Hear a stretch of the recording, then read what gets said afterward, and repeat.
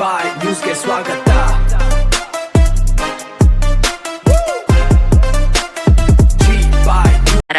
ವಿದ್ಯುತ್ ವಲಯ ಖಾಸಗೀಕರಣದ ವಿರುದ್ಧ ಚಿಂತಾಮಣಿಯಲ್ಲಿ ರೈತರು ಮತ್ತು ಬೆಸ್ಕಾಂ ನೌಕರರು ಸಿಡಿದೆದ್ದಿದ್ದಾರೆ. ಕೃಷಿ ಪಂಪ್ಸೆಟ್ಗಳಿಗೆ ಮೀಟರ್ ಅಳವಡಿಸುವ ಸರ್ಕಾರದ ಧೋರಣೆ ವಿರುದ್ಧ ಉಗ್ರ ಹೋರಾಟದ ಎಚ್ಚರಿಕೆ ನೀಡಿದ್ದಾರೆ. ಹೌದು, ಕೃಷಿ ಪಂಪ್ಸೆಟ್ಗಳಿಗೆ ಮೀಟರ್ ಅಳವಡಿಸುವ ಮತ್ತು ವಿದ್ಯುತ್ ವಲಯವನ್ನು ಖಾಸಗೀಕರಣಗೊಳಿಸುವ ರಾಜ್ಯ ಸರ್ಕಾರದ ತೀರ್ಮಾನಕ್ಕೆ ಈಗ ತೀವ್ರ ಆಕ್ರೋಶ ವ್ಯಕ್ತವಾಗಿದೆ. ಕರ್ನಾಟಕ ರಾಜ್ಯ ರೈತ ಸಂಘ ಮತ್ತು ಹಸಿರು ಸೇನೆಯ ಚಿಂತಾಮಣಿ ತಾಲೂಕು ಸಮಿತಿ, ಬೆಸ್ಕಾಂ ನೌಕರರ ಸಂಘ ಹಾಗೂ ಅನುಮತಿ ಪಡೆದ ವಿದ್ಯುತ್ ಗುತ್ತಿಗೆದಾರರ ಸಂಘದ ಜಂಟಿ ಆಶ್ರಯದಲ್ಲಿ ಚಿಂತಾಮಣಿ ನಗರದಲ್ಲಿ ಇಂದು ಬೃಹತ್ ಪ್ರತಿಭಟನಾ ಮೆರವಣಿಗೆಯನ್ನು ನಡೆಸಲಾಯಿತು. ಚಿಂತಾಮಣಿಯ ಪ್ರವಾಸಿ ಮಂದಿರದ ಆವರಣದಲ್ಲಿ ಜಮಾವಣೆಗೊಂಡ ನೂರಾರು ಪ್ರತಿಭಟನಾಕಾರರು ನಗರದ ಪ್ರಮುಖ ಬೀದಿಗಳಲ್ಲಿ ಸರ್ಕಾರದ ವಿರುದ್ಧ ಆಕ್ರೋಶ ಹೊರಹಾಕುತ್ತಾ ಬೃಹತ್ ರ್ಯಾಲಿ ನಡೆಸಿದರು. ತದನಂತರ ತಾಲೂಕು ಕಚೇರಿಗೆ ಮುತ್ತಿಗೆ ಹಾಕಿ ತಹಸೀಲ್ದಾರ್ ಸುದರ್ಶನ್ ಯಾದವ್ ಅವರ ಮೂಲಕ ಮುಖ್ಯಮಂತ್ರಿಗಳಿಗೆ ಹಾಗೂ ರಾಜ್ಯಪಾಲರಿಗೆ ಮನವಿ ಪತ್ರವನ್ನು ಸಲ್ಲಿಸಿದರು. ಮನವಿ ಸಲ್ಲಿಸಿದ ಬಳಿಕ ಮಾತನಾಡಿದ ರೈತ ಸಂಘದ ತಾಲೂಕು ಅಧ್ಯಕ್ಷ ಎಂ ರಮಣರೆಡ್ಡಿ, ರಾಜ್ಯದಲ್ಲಿ ಈಗಾಗಲೇ ರೈತರು ಮಳೆಯಿಲ್ಲದೆ ಸಾಲಸೂಲ ಮಾಡಿ 1800 ರಿಂದ 2000 ಅಡಿಗಳಷ್ಟು ಆಳದ ಕೊಳವೆ ಬಾವಿಗಳನ್ನು ಕೊರೆದು ಕಷ್ಟಪಟ್ಟು ಬೆಳೆಯುತ್ತಿದ್ದಾರೆ. ಮಾರುಕಟ್ಟೆಯಲ್ಲಿ ಸೂಕ್ತ ಬೆಲೆಯಿಲ್ಲದೆ ರೈತರು ಆತ್ಮಹತ್ಯೆಗೆ ಶರಣಾಗುತ್ತಿದ್ದಾರೆ. ಇಂತಹ ಸಂದರ್ಭದಲ್ಲಿ ಕೃಷಿ ಪಂಪ್ಸೆಟ್ಗಳಿಗೆ ಮೀಟರ್ ಅಳವಡಿಸಿ ಖಾಸಗಿ ಕಂಪನಿಗಳಿಗೆ ಜವಾಬ್ದಾರಿ ನೀಡುವುದನ್ನು ಸರ್ಕಾರ ತಕ್ಷಣ ನಿಲ್ಲಿಸಬೇಕು. ದಿನಕ್ಕೆ ಕನಿಷ್ಠ 12 ಗಂಟೆಗಳ ಕಾಲ 3 ಫೇಸ್ ಮತ್ತು ಸಿಂಗಲ್ ಫೇಸ್ ಉಚಿತ ವಿದ್ಯುತ್ ನೀಡದಿದ್ದರೆ ರಾಜ್ಯಾದ್ಯಂತ ಉಗ್ರ ಹೋರಾಟ ಮಾಡಬೇಕಾಗುತ್ತದೆ ಎಂದು ಎಚ್ಚರಿಸಿದರು. ಇದೇ ವೇಳೆ ಬೆಸ್ಕಾಂ ನೌಕರರ ಪ್ರತಿನಿಧಿ ಶಿವಶಂಕರ್ ಮಾತನಾಡಿ, ವಿದ್ಯುತ್ ಕ್ಷೇತ್ರವು ಖಾಸಗಿಯವರ ಪಾಲಾದರೆ ರೈತರು ಬೀದಿ ಪಾಲಾಗುತ್ತಾರೆ.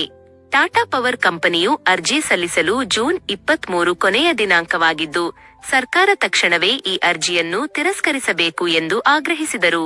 ಈ ಬೃಹತ್ ಪ್ರತಿಭಟನೆಯಲ್ಲಿ ರೈತ ಸಂಘಟನೆಯ ಪ್ರಧಾನ ಕಾರ್ಯದರ್ಶಿ ಎಂಎಲ್ ಆಂಜನೇಯ ರೆಡ್ಡಿ, ಖಜಾಂಚಿ ಎನ್. ಶೇಖರ್, ಚೀಮನಹಳ್ಳಿ ಜಿ. ಮುನಿರೆಡ್ಡಿ, ಅಲ್ಲಾಬಕಾಶ, ಚಂದ್ರಶೇಖರ್ ರೆಡ್ಡಿ, ಕತ್ತರಿಗುಪ್ಪೆ ನಾರಾಯಣಸ್ವಾಮಿ ಸೇರಿದಂತೆ ನೂರಾರು ರೈತರು ಹಾಗೂ ಬೆಸ್ಕಾಂ ನೌಕರರು ಭಾಗವಹಿಸಿದ್ದರು. ಇನ್ನು ಮನವಿ ಸ್ವೀಕರಿಸಿದ ತಹಸೀಲ್ದಾರ್ ಸುದರ್ಶನ್ ಯಾದವ್, ಇದನ್ನು ಜಿಲ್ಲಾಧಿಕಾರಿಗಳ ಮುಖಾಂತರ ಸರ್ಕಾರಕ್ಕೆ ತಲುಪಿಸುವ ಭರವಸೆ ನೀಡಿದ್ದಾರೆ. ಸಬ್ಸ್ಕ್ರೈಬ್ ಮಾಡಿ, ಸಪೋರ್ಟ್ ಮಾಡೋದ್ರಿಂದ ಈ ವಿದ್ಯುತ್ ಶಕ್ತಿ ಕೆಲಸ ಮಾಡೋರೆಲ್ಲ ಅವ್ರಿಗೂ ಅನ್ಯಾಯ ಆಗ್ತಾ ಇದೆ. ನಮ್ಮ ರೈತರಿಗೂ ಮುಂದೆ ಟಾಟಾ ಕಂಪನಿಯವ್ರಿಗೆ ಕೊಡೋದ್ರಿಂದ ರೈತರಿಗೆ ಇನ್ನೂ ವಿಪರೀತ ಲಾಸ್ ಆಗ್ತಾ ಇದೆ. ಅದರಿಂದ ಟಾಟಾ ಕಂಪನಿಯವ್ರಿಗೆ ಪ್ರೈವೇಟ್ ಕಂಪನಿಗಳಿಗೆ ಯಾವುದಕ್ಕೂ ಕೊಡದೆ ಸರ್ಕಾರ ನಡೆಸಬೇಕು ಅಂತ ನಮ್ಮ ಒತ್ತಾಯ. ತಹಸೀಲ್ದಾರ್ ಮುಖಾಂತರ ನಾವು ಇದನ್ನ ರಾಜ್ಯಪಾಲರಿಗೆ ಮತ್ತೆ ಸರ್ಕಾರಕ್ಕೆ ಒತ್ತಾಯ ಮಾಡ್ತಾ ಇದ್ದೀವಿ. ನೌಕರರ ಹೋರಾಟಕ್ಕೆ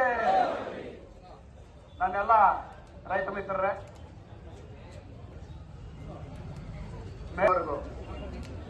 ಎಲ್ಲದಕ್ಕೂ ಊಟ ಕೊಡ್ತಕ್ಕಂಥವನು ಈ ದೇಶದ ರೈತ. ಈ ದೇಶದ ರೈತನಿಗೆ ಈ ದೇಶದ ಸರ್ಕಾರ ಆಗಲಿ ಅಥವಾ ಈ ರಾಜ್ಯದ ಸರ್ಕಾರ ಆಗಲಿ ಎಷ್ಟೇ ಕೊಟ್ಟರು ಕೂಡ ಕಡಿಮೆ. ಆಗ ಅಂತ ಒಂದು ರೈತರನ್ನ ಇವತ್ತು ಬೀದಿ ಪಾಲ್ ಮಾಡೋದಕ್ಕೆ ಹೊರಟಿದ್ದಾರೆ. ಈ ಒಂದು ಸರ್ಕಾರಕ್ಕೆ ಜೀವದ ಹಂಗನ್ನು ಬಿಟ್ಟು 24 ಗಂಟೆ ಕೆಲಸ ಮಾಡುವಂತ ನಮ್ಮ ಬೆಸ್ಕಾಂ ನೌಕರರು ಕೂಡ ಇವತ್ತು ತಮ್ಮ ಜೊತೆ ಒಡಗೂಡಿದ್ದಾರೆ. ಅವರು ಕೂಡ ಮುಂದೊಂದು ದಿವಸ ಬೀದಿ ಪಾಲಾದಂತ ಒಂದು ಪ್ರಯತ್ನ ಈ ಸರ್ಕಾರಗಳು ಮಾಡ್ತಾ ಇದ್ದಾವೆ. ಅದರ ವಿರುದ್ಧ ಕೂಡ ತಾವು ನಡೆಸ್ತಿರ್ತಕ್ಕಂಥ ಹೋರಾಟಕ್ಕೆ ನಾನು ಆಭಾರಿಯಾಗಿದ್ದೀನಿ. ತಮ್ಮೆಲ್ಲರಿಗೂ ಒಳ್ಳೆಯದಾಗಲಿ, ನಿಮ್ಮ ಹೋರಾಟ ಯಶಸ್ವಿಯಾಗಲಿ ಅಂತಕ್ಕಂಥ ಮಾತನ್ನು ಹೇಳಿ ನಾನು ಮಾತಾಡ್ತೀನಿ. ಈ ದಿವಸ ನಮ್ಮ ಕರ್ನಾಟಕ ರಾಜ್ಯ ರೈತ ಸಂಘ ಹಾಗೂ ಹಸಿರು ಸೇನೆ ಮತ್ತು ಬೆಸ್ಕಾಂ ಒಟ್ಟಿಗೆ ಸೇರ್ಕೊಂಡು ಪ್ರವಾಸಿ ಮಂದಿರದಿಂದ ನಾವು ಈ ಒಂದು ಪ್ರತಿಭಟನೆಯನ್ನು ಮುಖ್ಯ ಬೀದಿಗಳ ಮುಖಾಂತರ ನಾವು ಇಡೀ ಚಿಂತಾಮಣಿಯ ಎಲ್ಲ ಮುಖ್ಯ ಬೀದಿಗಳಲ್ಲಿ ನಾವು ಎಲ್ಲ ಕೂಡ ಓಡಾಡಿಕೊಂಡು ಎಲ್ಲರಿಗೂ ಕೂಡ ವಿಷಯನ ತಿಳಿಸಿ ಈಗ ಕೊನೆಯ ಹಂತದಲ್ಲಿ ತಾಲೂಕು ಕಚೇರಿ ಮುಂದೆ ಬಂದು ಇಲ್ಲಿ ನಾವು ತಾಲೂಕು ದಂಡಾಧಿಕಾರಿಗಳ ಮುಖಾಂತರ ಸರ್ಕಾರ ಅಂದರೆ ರಾಜ್ಯಪಾಲರು ಮತ್ತು ಮುಖ್ಯಮಂತ್ರಿಗಳಿಗೆ ನಮ್ಮ ಅಹವಾಲನ್ನು ಕೊಟ್ಟಿವೆ. ಕೊಟ್ಟಂತ ಅಹವಾಲಲ್ಲಿ ಮುಖ್ಯ ವಿಷಯಗಳೇನಪ್ಪ ಅಂದರೆ, ನಾವು ಈಗ ಬೆಸ್ಕಾಂ ಇಲಾಖೆ ನಮಗೆ ಮೊದಲಿನಿಂದಲೂ ಕೂಡ ಸುಮಾರು ವರ್ಷಗಳಿಂದ ರೈತರಿಗೆ ಉಚಿತವಾದಂಥ ಒಂದು ವಿದ್ಯುತ್ತನ್ನು ಕೊಡ್ತಾ ಇದ್ವಿ. ಏನೋ 10 HP ವರೆಗೂ. ಮತ್ತೆ ನಮ್ಮ ಮನೆಗಳಿಗೂ ಕೂಡ ವಿದ್ಯುತ್ತನ್ನು 24 ಗಂಟೆ ಅಂತೇಳಿ ಅದನ್ನು ಕೂಡ ಒಳ್ಳೆ ಒಂದು ಇದನ್ನು ಹಳ್ಳಿಗಳಿಗೂ ಕೂಡ ವಿಸ್ತರಣೆ ಮಾಡಿದ್ರು. ಮೊದಲಿಗೆ ನಗರ ಪ್ರದೇಶಗಳಿಗೆ ಮಾತ್ರ ಇತ್ತು, ಹಳ್ಳಿಗಳಿಗೂ ವಿಸ್ತರಣೆ ಮಾಡಿದ್ರು. ಅದನ್ನು ಕೂಡ ಸ್ವಾಗತ ಮಾಡ್ತಾ ಇದ್ದಾರೆ. ಈಗ ನಮ್ಮ ಕರ್ನಾಟಕ ರಾಜ್ಯ ರೈತ ಸಂಘ ಹಾಗೂ ಹಸಿರು ಸೇನೆ ಇಡೀ ರಾಜ್ಯಾದ್ಯಂತ 45 ವರ್ಷಗಳಿಂದ ಕೂಡ ಹೋರಾಟಗಳನ್ನು ಮಾಡ್ಕೊಂಡು ಬಂದಿದೆ. ಸರ್ಕಾರಗಳು ಏನೇ ತಪ್ಪು ನಿರ್ಧಾರ ತಗೊಂಡಂತ ಸಂದರ್ಭದಲ್ಲಿ ನಾವು ಸರ್ಕಾರಕ್ಕೆ ಒಂದು ಚಾಟಿ ಬೀಸ್ತಕ್ಕಂಥ ಒಂದು ಕೆಲಸವನ್ನು ಮಾಡ್ತೀವಿ. ಯಾಕೆಂದ್ರೆ ಈಗ ನಮಗೆ ಬೆಸ್ಕಾಂ ಇಲಾಖೆಯವರು ತಿಳಿಸಿದ್ರು ಈ ರೀತಿ ಖಾಸಗೀಕರಣ ಆಗ್ತಾ ಇದೆ ಅಂತೇಳಿ. ಖಾಸಗೀಕರಣ ಆಗೋದ್ರಿಂದ ಏನೇನಾಗುತ್ತೆ ಅಂತೇಳಿ ತಾವು ಎಲ್ಲರಿಗೂ ಕೂಡ ಈಗಾಗಲೇ ಜನರಿಗೆ ಮನವರಿಕೆ ಆಗಿದೆ. ಯಾಕೆಂದ್ರೆ BSNL ಯಾವ ರೀತಿ ಮುಗಿಸಿದ್ರು, ಈಗ ಏರ್ಪೋರ್ಟ್ಗಳಾಯ್ತು, ರೈಲ್ವೆ ಇಲಾಖೆ ಆಯ್ತು, ಎಲ್ಲ ಕೂಡ ಪ್ರೈವೇಟೀಕರಣ ಆಯ್ತು. ಇನ್ನು ತಾವು ವಿಧಾನಸೌಧನ ಕೂಡ ಮಾರ್ಬಿಡಿ. ವಿಧಾನಸೌಧ ಏನಕ್ಕೆ ಇರಬೇಕು, ಅದನ್ನು ಪ್ರೈವೇಟ್ ಮಾಡಿಬಿಡಿ. ಟಾಟಾ ಬಿರ್ಲಾ ಅವರಿಗೆ ವಿಧಾನಸೌಧನ ಕೂಡ ಅದನ್ನು ಕೊಟ್ಬಿಟ್ರೆ ಬಹಳ ಒಳ್ಳೆಯದು. ಯಾಕೆಂದ್ರೆ ಪ್ರತಿಯೊಂದು ಕೂಡ ಖಾಸಗೀಕರಣ ಇದರಿಂದ ಸರ್ಕಾರಕ್ಕೆ ಏನು ಆದಾಯ ಇದೆಯೋ ಗೊತ್ತಿಲ್ಲ. ಸಾರ್ವಜನಿಕರಿಗಂತೂ ತಲೆ ಮೇಲೆ ಹೊಟ್ಟೆ ಮೇಲೆ ಹೊಡಿತಾ ಇದ್ದೀವಿ.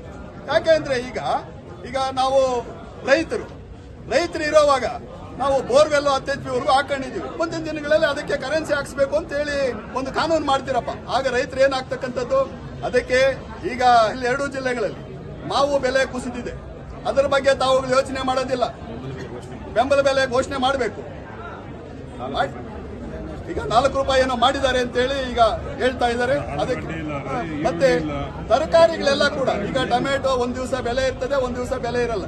ರೈತರಿಗೆ ಬೆಂಬಲ ಬೆಲೆ ಮಾಡೋದಕ್ಕೆ ಯಾವ ಬೆಳೆ ನಷ್ಟ ಆಗ್ತದೆ, ರೈತರು ಬೆಂಬಲ ಬೆಲೆ ಮಾಡೋದಕ್ಕೆ ಆಲೋಚನೆ ಮಾಡಿ. ಸರ್ಕಾರ ಇರ್ತಕ್ಕಂಥದ್ದು ರೈತರ ಮತ್ತೆ ಸಾರ್ವಜನಿಕರ ಹಿತದೃಷ್ಟಿಯನ್ನ ಕಾಪಾಡ್ಕೊಳ್ಳಕ್ಕೆ.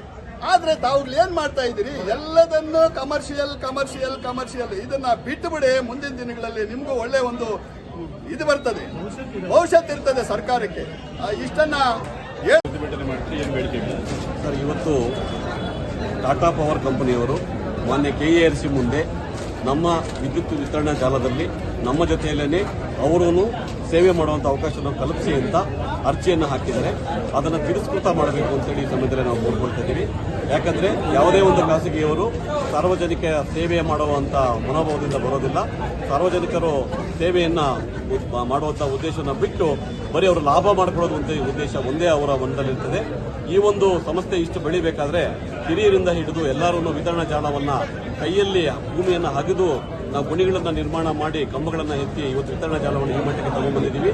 ಈ ಒಂದು ಮುಂದುವರೆದ ಒಂದು ಸಮಾಜದಲ್ಲಿ ಬೆಸ್ಕಾಂ ಕಡೆಯಿಂದ ಉತ್ತಮವಾದ ಸೇವೆಯನ್ನು ನಾವು ಗ್ರಾಹಕರಿಗೆ ಕಲ್ಪಿಸ್ತಾ ಇದ್ದೀವಿ. ರಾತ್ರಿ ಆಗಲಿ ದಿನ ದುಡಿತಾ ಇದ್ದೀವಿ. ನಮ್ಮ ಸುಮಾರು ಜನ ನೌಕರರು ಕಣ್ಣಿಗೆ ಕಾಣದ ಒಂದು ಕರೆಂಟಲ್ಲಿ ಕೆಲಸ ಮಾಡಕ್ಕೆ ಹೋಗಿ ಅವಘಡಗಳು ಸಂಭವಿಸಿ ಅಂಗಗಳನ್ನು ಕಳ್ಕೊಂಡು ಪ್ರಾಣಗಳನ್ನು ಕಳ್ಕೊಂಡು ಅವರ ನೌಕರರ ಒಂದು ಕುಟುಂಬಗಳು ಸಹ ಇವತ್ತು ಬೀದಿಯಲ್ಲಿ ಬರೋ ಥರ ಆಗಿದೆ. ಸುಮಾರು ಜನಕ್ಕೆ ಇದು ತೊಂದರೆ ಆಗಿದೆ. ನಾವು ಇಷ್ಟೆಲ್ಲ ಕಷ್ಟಪಟ್ಟು ದುಡಿದು ಬೆಳೆದಿರುವಂಥವರು ಸಾರ್ವಜನಿಕ ಸೇವೆಯಲ್ಲಿ ಒಳ್ಳೆಯ ಸೇವೆಯನ್ನು ಕೊಡ್ತಾ ಇದ್ದೀವಿ. ನಾವು ಸೇವೆ ಕೊಡದೇ ಇದ್ದ ಪಕ್ಷದಲ್ಲಿ, ನಮ್ಮಿಂದ ತೊಂದರೆ ಆಗಿದ್ದ ಪಕ್ಷದಲ್ಲಿ ಅವರು ಖಾಸಗೀಕರಣ ಮಾಡೋದಕ್ಕೆ ಹೊರಡ್ಬೋದು. ನಾವು ಯಾವುದೇ ರೀತಿಯ ಒಂದು 5 ನಿಮಿಷ ಕೂಡ ನಾವು ಕಾಲವನ್ನು ವ್ಯರ್ಥ ಮಾಡೋದಿಲ್ಲ. ಒಂದು ಮನೇಲಿ ಕರೆಂಟ್ ಇಲ್ಲ ಅಂದರೆ ತಕ್ಷಣ ಬರೋದಕ್ಕೆ ಅಲ್ಲಿ ನಾವು ಪ್ರಯತ್ನ ಮಾಡ್ತೀವಿ. ಒಂದು ಲೈನ್ ಆಫ್ ಆಗಿದೆ ಅಂತಂದರೆ ಗಂಟೆಗಳಲ್ಲಿ ಅಲ್ಲಿ ನಾವು ವ್ಯವಸ್ಥೆ ಮಾಡಿ ಸ್ಥಾಪಿಸ್ತಾ ಇದ್ದೀವಿ. ಯಾವುದೇ ಮಳೆ ಬಂದ ಸಮಯದಲ್ಲಿ ಎಲ್ಲರೂ ಮನೇಲಿ ಮಲಗಿರ್ತಾರೆ, ಅದನ್ನು ನಮ್ಮ ನೌಕರರು ಫೀಲ್ಡಲ್ಲಿ ಇರ್ತಾರೆ. ನದಿಗಳು ಹರಿತಾ ಇರ್ಬೋದು, ಕೆರೆಗಳಿರ್ಬೋದು, ಯಾವುದೇ ಕಂಬ ಬಿದ್ದೋಗ್ಲಿ ಅದನ್ನು ತಕ್ಷಣ ರಿಪೇರಿ ಮಾಡೋ ಕೆಲಸವನ್ನು ನಾವು ತುರ್ತು ವಿಷಯದಲ್ಲಿ ಕೂಡ ನಾವು ಅದಕ್ಕೆ ಕಾರ್ಯರೂಪ ಆಗ್ತಾ ಇದ್ದೀವಿ. ಆದರೆ ಖಾಸಗಿಯವರು ಬಂದರೆ ಈ ರೀತಿಯ ಸೇವೆ ಕೊಡುವುದು ಮುಂದೆ ಕಷ್ಟ ಆಗ್ಬೋದು. ನಮ್ಮಿಂದ ಸುಮಾರು ಸಾರ್ವಜನಿಕ ವಲಯ ಸೇವೆಯನ್ನು ನಾವು ಮನಸ್ಫೂರ್ತಿಯಾಗಿ ಮಾಡ್ತಾ ಇದ್ದೀವಿ. ಬೆಸ್ಕಾಂನ ಯಾವುದೇ ಕಾರಣಕ್ಕೂ ಕಟ್ಟಿ ಬೆಳೆಸಿರುವಂಥ ಬೆಸ್ಕಾಂನ ಖಾಸಗೀಕರಣ ಮಾಡೋದಕ್ಕೆ ಅವಕಾಶ ಮಾಡಿಕೊಡಬಾರ್ದು. ಇದರಿಂದ ನೌಕರರಿಗೂ ಸಮಸ್ಯೆ ಆಗ್ತದೆ. ಮುಂದಿನ ದಿನಗಳಲ್ಲಿ ರೈತಾಪಿ ವರ್ಗದ ಜನರು ಕೂಡ ತುಂಬ ಒಂದು ದೊಡ್ಡ ಮಟ್ಟದಲ್ಲಿ ಸಮಸ್ಯೆ ಆಗುತ್ತದೆ. ಈಗ IPCT ಕರೆಂಟ್ಗೆ ಸಬ್ಸಿಡಿ ಕೊಡೋದನ್ನು ನಿಲ್ಲಿಸಬಹುದು. ಮಧ್ಯಮ ವರ್ಗದ ಜನರು ಮತ್ತು ಬಡ ಜನರಿಗೆ ಏನು ಸಿಟಿ ಜ್ಯೋತಿ, ಭಾಗ್ಯಜ್ಯೋತಿ ಸಬ್ಸಿಡಿ ಕರೆಂಟ್ಗಳಿದ್ದಾವೆ ಎಲ್ಲವೂ ನಿಲ್ಲಿಸೋ ಮಟ್ಟಕ್ಕೆ ಬರ್ತದೆ. ಯಾರೂ ಪ್ರೈವೇಟ್ ಅವರು ಫ್ರೀ ಕಳ್ಕೊಳ್ಳೋದಕ್ಕೆ ಬರೋದಿಲ್ಲ, ಮುಂದೆ ಬರೋದಿಲ್ಲ. ಅವರು ಬರೀ ವಾಣಿಜ್ಯ, HD ಕನ್ಸ್ಯೂಮರು, ಕಮರ್ಷಿಯಲ್ ಕನ್ಸ್ಯೂಮರ್ ಮಾತ್ರ ಆಯ್ಕೆ ಮಾಡಿಕೊಂಡು ಹಂತವಾಗಿ ಬೆಸ್ಕಾಂನ ನಿರ್ನಾಮ ಮಾಡುವಂಥ ಕೆಲಸ ಮಾಡ್ತಾರೆ. ಹಾಗಾಗಿ ಸಾರ್ವಜನಿಕ ಸೇವೆ ಮಾಡೋದು ಸಾರ್ವಜನಿಕ ಸಮಸ್ಯೆಯಲ್ಲೇ ಇರಬೇಕಾಗ್ಬಿಟ್ಟು ಈ ಕ್ಷೇತ್ರದಲ್ಲಿ ಪ್ರೈವೇಟಿಸಮ್ಗೆ ಅವಕಾಶ ಮಾಡಿಕೊಡ್ಬಾರ್ದು ಅಂತೇಳಿ ಕರ್ನಾಟಕದಲ್ಲಿ ಮನವಿ ಮಾಡಿಕೊಡ್ತಾರೆ.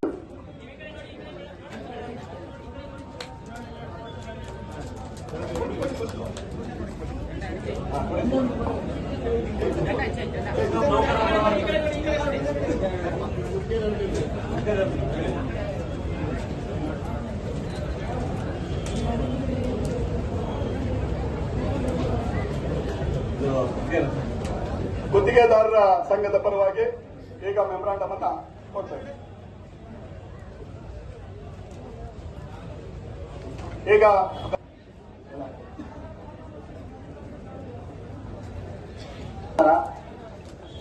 ಕರ್ನಾಟಕ ರಾಜ್ಯ ರೈತ ಸಂಘ ಮತ್ತು ಹಸಿರು ಸೇನೆ ಚಿಂತಾಮಣಿ ತಾಲೂಕು ವತಿಯಿಂದ ಕರ್ನಾಟಕ ರಾಜ್ಯ ಅನುಮತಿ ಪಡೆದ ವಿದ್ಯುತ್ ಗುತ್ತಿಗೆದಾರರ ಸಂಘ ಇವರ ವತಿಯಿಂದ ಅದೇ ರೀತಿ ಬೆಸ್ಕಾಂ ನೌಕರರ ಸಂಘದ ವತಿಯಿಂದ ಈ ದಿನ ಏನು ಎಲೆಕ್ಟ್ರಿಸಿಟಿಯಿಂದ ಪ್ರೈವೇಟೈಸ್ ಮಾಡಬೇಕು ಅನ್ನೋಂಥ ಉದ್ದೇಶನ ತಡೆ ಹಿಡಿಬೇಕು, ಖಾಸಗೀಕರಣ ಮಾಡಲಿಕ್ಕೆ ಯಾವುದೇ ಕಾರಣಕ್ಕೆ ಬಿಡಬಾರ್ದು ಅಂತ ಸರ್ಕಾರಕ್ಕೆ ಒಂದು ಮನವಿ ಪತ್ರನ ಸಲ್ಲಿಸಿದ್ದಾರೆ. ಆ ಒಂದು ಮನವಿ ಪತ್ರವನ್ನು ಜಿಲ್ಲಾಧಿಕಾರಿಗಳ ಮುಖಾಂತರ ಸರ್ಕಾರಕ್ಕೆ ಸಲ್ಲಿಸುವಂತ ಪ್ರಾಮಾಣಿಕ ಪ್ರಯತ್ನವನ್ನ ಮಾಡ್ತೇವೆ. ರಾಜ್ಯ ರೈತ ಸಂಘ ಹೋರಾಟಕ್ಕೆ, ಕರ್ನಾಟಕ ರಾಜ್ಯ ರೈತ ಸಂಘ ಹೋರಾಟಕ್ಕೆ, ಬೆಸ್ಕಾಂ ನೌಕರರ ಹೋರಾಟಕ್ಕೆ, ಮಹಿಳಾ ಅಧಿಕಾರಿಗಳಿಗೆ, ಮಹಿಳಾ ನೌಕರರಿಗೆ, ಮಹಿಳಾ ರೈತರಿಗೆ ಧನ್ಯವಾದಗಳು. ಎಲ್ಲ ನಮ್ಮ ಬೆಸ್ಕಾಂ ನೌಕರರಲ್ಲೇ ಮನವಿ, ಈಗ ಊಟದ ವ್ಯವಸ್ಥೆ ಇದೆ, ಊಟದ ವ್ಯವಸ್ಥೆ ಮಾಡಿಕೊಂಡು ಎಲ್ಲರೂ ಆಫೀಸ್ ಹತ್ರ ಬರಬೇಕು. ನಾವು ಈಗ ಏನು ಆಕ್ಷೇಪಣಾ ಪತ್ರಗಳನ್ನ